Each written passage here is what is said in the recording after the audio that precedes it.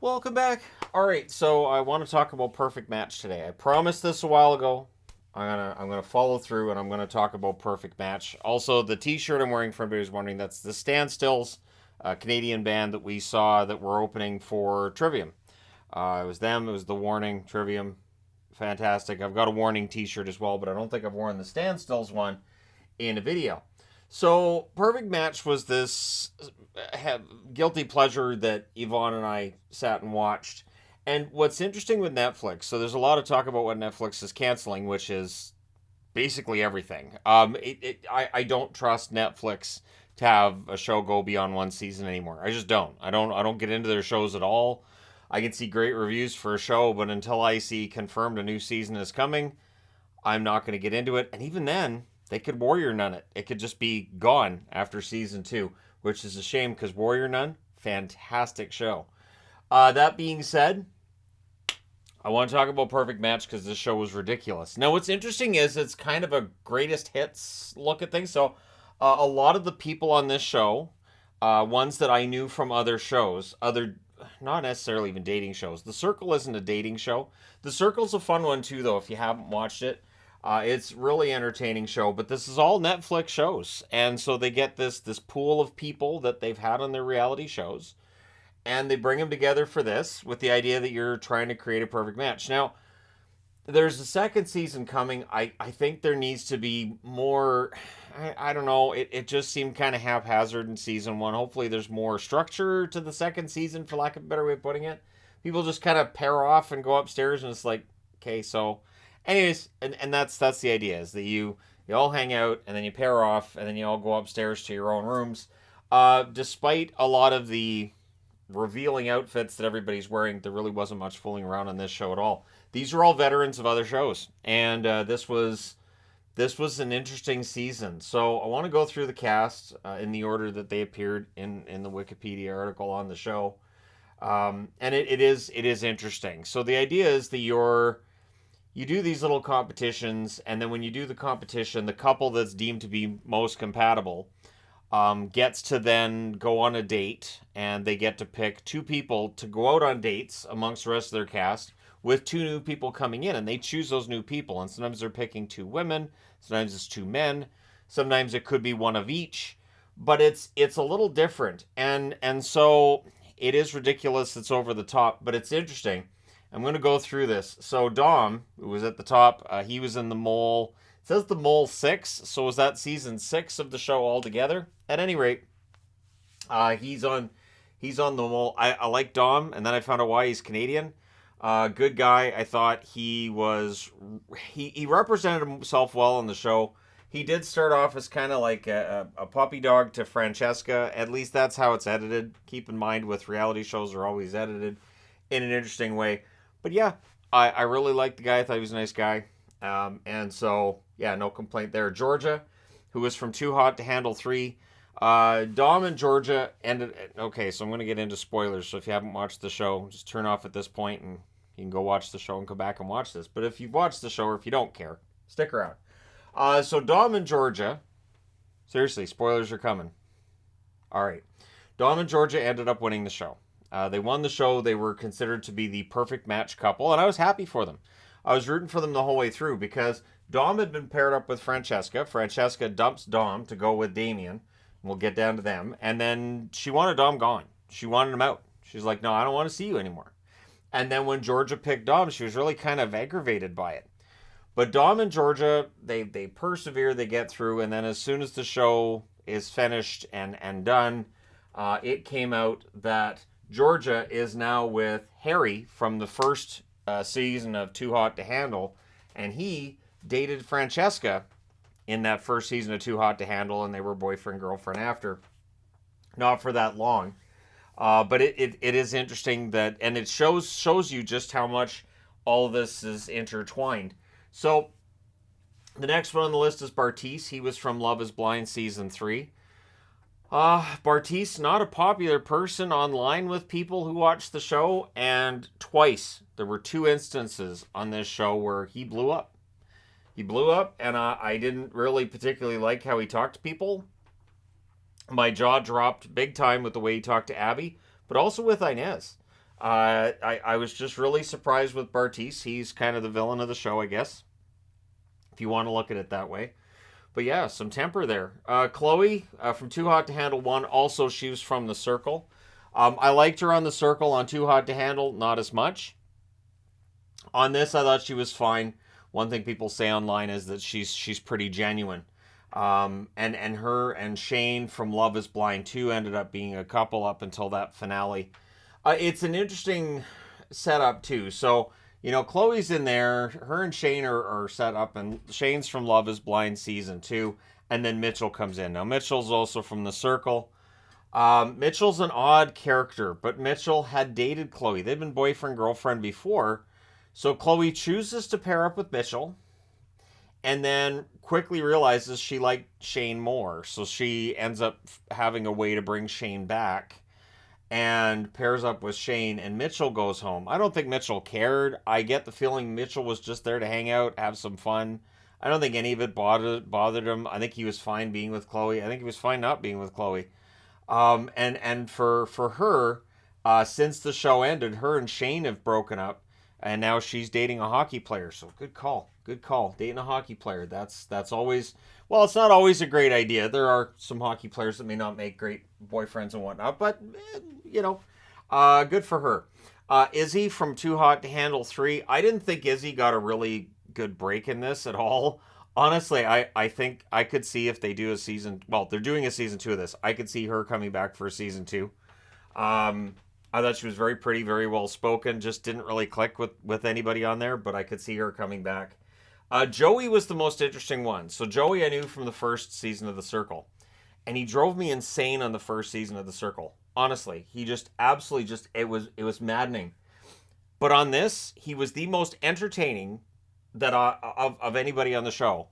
I found myself really, really laughing every time they had Joey with one of the isolated interviews, or they were just talking to him off on the side, or just seeing him with everybody. He was so entertaining. He was so funny. And he was right a lot of the time, which I was surprised by, because initially when the show started, I'm like, oh, not Joey, not again. Like on The Circle, he drove me nuts. But on this, he was really entertaining.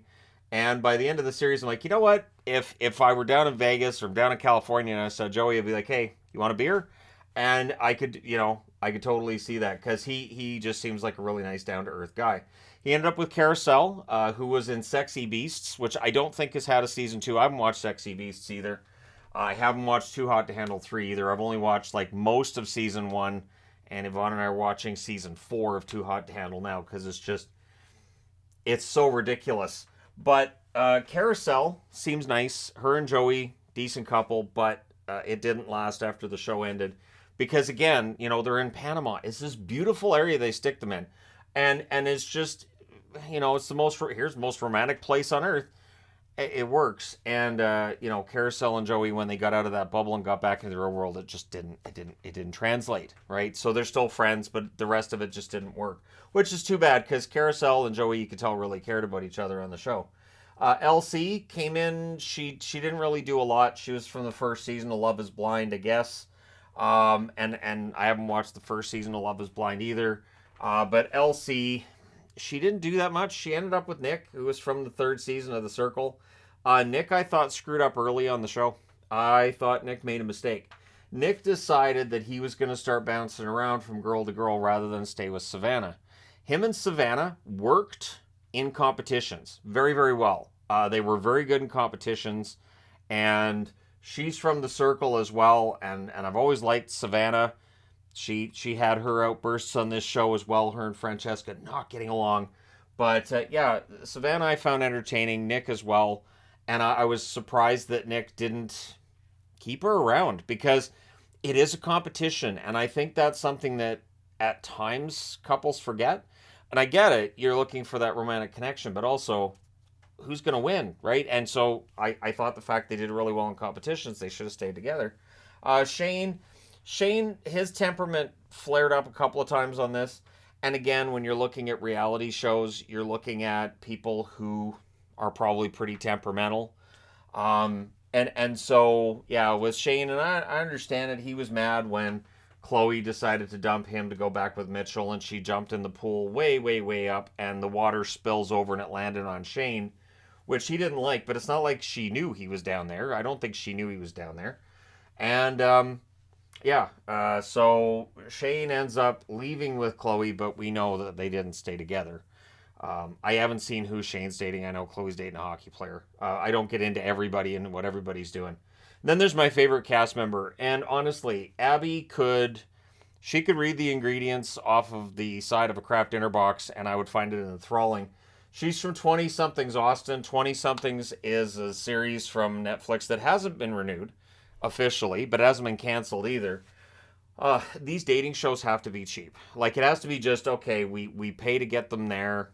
We pay for whatever clothes or whatever makeup. But outside of that, the costs are low. So honestly, I would be very surprised if we don't see more of these rather than less. But Abby, who was again from 20 Somethings Austin, I thought she was the most refreshing, real person. Like, her reactions to situations were how normal people would react to things, I thought. There's a point where she was paired up with Francesca, and she came out and she saw Francesca making out with Carousel, another girl. And Francesca's just like, we're just friends. We were just bored. Now, I understand this. They don't have access to TV, music, social media like you do outside of the show, but does this happen? Do people just get bored and make out? Like, I was at the wrong parties. So, at any rate, Abby gets upset. Francesca's kind of like, whatever. Ends up going back with Damien. And Abby kind of just got discarded. And I couldn't understand why Abby was treated that way. And then she had the big blow up with Bartise. And what I like with that was she did not back down. There's a lot of attitude with her. And yeah, she's one of my favorite follows. I don't go on TikTok often, but I watch a lot of her TikToks. She's very entertaining. She's very honest. I think she would be a lot to handle when it comes to if you're looking for a girlfriend. But yeah, I think she'd be a lot of fun too. And so yeah, she was my favorite one on this show. And as soon as she came in, I was like, she's saying what's on her mind. She's not trying to sugarcoat it for everybody else. And she's having natural reactions of what is going on here. Like, it was great. Really appreciated that. Then there was Damien. Now, Damien and Francesca was a weird one because they knew each other from Love is Blind. So Francesca's been on Love is Blind, Too Hot to Handle, and now this one. And at the beginning, Francesca said she's learned not to be, I can't use the word because it's not very family friendly, but she'd learned to be nicer. Let's just say it this way. And yet, during this season, she really wasn't that much nicer, at least from what we saw. And again, these shows get edited heavily, but Damien, it just felt like was led around by her, and then it just didn't work. And so he didn't really pair up with anybody else. And he was just kind of there with Francesca. I think it would have been more interesting if he had at some point at least paired with somebody else and they'd given that a try, but never really happened. They kind of did with Inez, but I'll talk about Inez in a minute. Francesca, I will say this: she is she's a very talked about person on any show that she's on, and rightfully so. Very headstrong. Fickle's a good word for it too, I think. Fickle, and I don't mean that in a bad way. I've had fickle. I remember in my early 20s, who did I have a crush on? Well, who did I talk to last? Where am I? It might depend on which part of my workplace I was in, or which part of a campsite I was on, if I was up at summer camp. And so I get it. Like I said, and I think part of it is that you can see, if you meet, say, 20 different people, you might have a reason to say, these three I want to get to know better. There's something unique with them. And I think that's what Francesca has. I think she's able to see something unique in each person. And so it ends up being romantic entanglements often. And she's good looking. So my guess is that this is just how it's always been for her. She doesn't strike me as the type that's going to settle down anytime soon. She still could, of course, but she'll do it on her own time. Then there was Diamond. Diamond's from Love is Blind as well. And there really wasn't much there with Diamond. She wasn't on the show very much at all. Inez, on the other hand, she is from the Circle, the French version of the Circle. I did start that with Yvonne. We got through episode 1, but because it is all French, so it's all subtitles. We usually watch TV late at night. Guess what happens if you read subtitles late at night? Yep, you go to sleep. So Inez might have been my favorite other than Abby. It's between the two of them. What I like is that, again, using the whole TikTok thing, proving I do actually go on there once in a while. Dom, Abby, and Inez did a lot of TikToks together after, and they were my 3 favorite people on the show. They were absolutely my favorites, and sometimes with Chloe as well. You'd have all 4 of them. So Inez, just very honest, very blunt, very French, and I thought it was funny too, because there were times on the show where guys would be like, "Can you say that again?" And it was something she had said in a very thick French accent. And I was like, "Yeah, I would be doing that too. I'd be asking her to re-say things. What did you just that sounded cool, great, cool." And I think, having somebody around that's got that kind of, they could deliver really bad news and you'd be like, "Man, that sucks, but can you say it again? Because man, that sounded great." But I think she's awesome. Again, recommended. Follow on various social media. One thing that was said about her is that she seemed to be more covered up than a lot of the other young ladies in this show. But I mean, it's in Panama, and I'm guessing it was probably really hot. Might have been really humid as well. But at any rate, yeah, and she responds to those comments with, "Yep, I did my best." And yeah, the one thing with Inez that I couldn't understand was, it always felt like she was the backup. Like you'd see guys like, "Well, it didn't work out with her, so I guess I can go over and talk to Inez." What? Why is she that? So that was the one question I had the entire season was, why does she always seem to be the backup plan?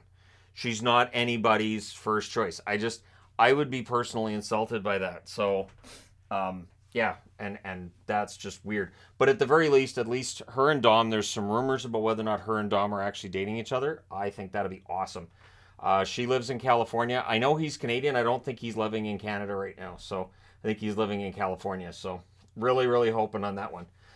Mitchell, I mentioned before. There's not really much with Mitchell outside of the fact that he had dated Chloe. I mean, he flirted with other girls, but he really was just kind of there to just have some fun and mess around a bit and then leave. Is basically what he did.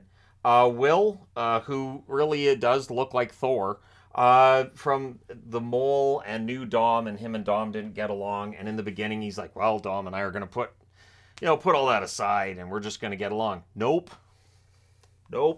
Will just couldn't stop playing the game. I think Will would have done better on the show if he had actually just focused on, building a connection with the person he's paired with, and not treating it like it's this. And that's the fine line on these dating shows too, is realizing it's a game and then overplaying the game. So I mentioned earlier the idea that Nick and Savannah, if they'd stayed together for gameplay purposes, they also, I thought there was a little bit of chemistry there. Yeah, they're friends, but I still think they could have gone a lot farther.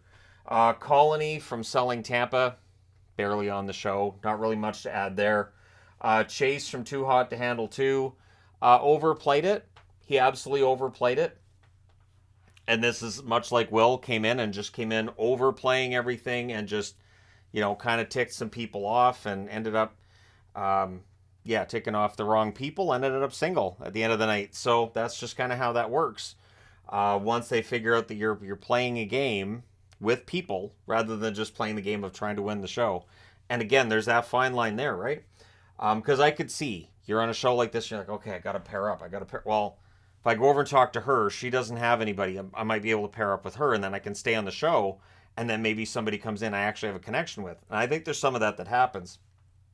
And with Chase, I think he got caught in that once or twice. Savannah, I've talked about Savannah a little bit. There's not a lot to add to this. Just her and Francesca, clearly oil and water, completely and totally. Didn't get along.